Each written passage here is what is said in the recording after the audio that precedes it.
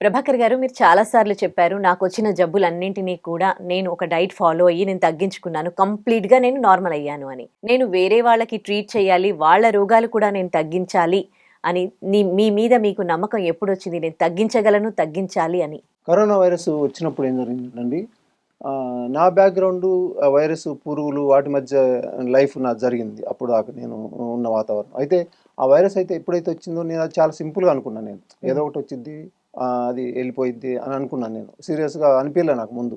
తర్వాత అది పోయి లాక్‌డౌన్‌కెళ్ళింది. లాక్‌డౌన్‌కెళ్ళిన తర్వాత కూడా ఏం జరగట్లేదు. మొత్తం అంతా గందరగోళమైన పరిస్థితి ఉంది. అప్పుడు హ్మ్. నాకు అనిపించింది, అసలు ఈ వైరస్‌కి ఎలా భయపడుతున్నారు మనుషులు? ఎందుకంటే మనకి ఇమ్యూనిటీ ఉన్నప్పుడు మన బాడీ ఇంత వైరస్‌ని చంపిద్ది కదా! ఎందుకు హ్మ్. చంపట్లేదు? అంటే హ్మ్. మన బాడీలోనే లోపాలున్నాయి. హ్మ్. సో, అది నేను ప్రూవ్ చేద్దాం. ఎందుకంటే నా అనుభవాలున్నాయి. ఇన్ని జబ్బులు తగ్గించుకొని అటువంటి బ్యాక్‌గ్రౌండ్ నుంచి వచ్చాను కాబట్టి చాలా ఈజీ అనిపించింది నాకు. హ్మ్. అప్పుడు అనిపించినప్పుడు నేను కావాలని వాంటెడ్‌లీ తెచ్చుకున్నాను నేను. నలుగురు మధ్య కూర్చొని వాళ్ళతోని పీల్చుకొని నేను తెచ్చుకొని హ్మ్. నా పద్ధతిలో నేను తగ్గించుకున్నా.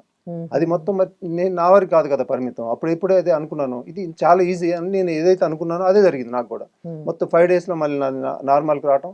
ఆ తర్వాత నేనేం చేశానంటే గవర్నమెంట్‌కి లెటర్‌లు రాసా. ఇక్కడి నుంచి మొదలుపెడితే సీఎం దగ్గర నుంచి పీఎం దగ్గర వాళ్ళకి కొంతమంది చేరినాయో చేరలేదో తెలీదు గానీ మొత్తానికి మొత్తం రాస్తానే ఉన్నా ఒక 6 నెలల మొత్తం. హ్మ్. ఏది ఎవరేం పట్టించుకోలేదు. హ్మ్. సరే నాకప్పుడు అనిపించింది చాలా డాక్టర్‌ని కలిసాను, లాయర్‌లని కలిసాను, ఏదో కలిసాను. ఏం చేసినా కూడా దాని ఏం ముందు పోయే పరిస్థితి నాకు కనపడలా. హ్మ్. మళ్ళీ అప్పుడు నేను అనుకున్న సినిమా ఫీల్డ్ మళ్ళీ నాదని వెళ్ళిపోదాం దాంట్లో ఇదంతా అవ్వదులే అని. కానీ నాకు లోపట అనిపిస్తుంది నాకు.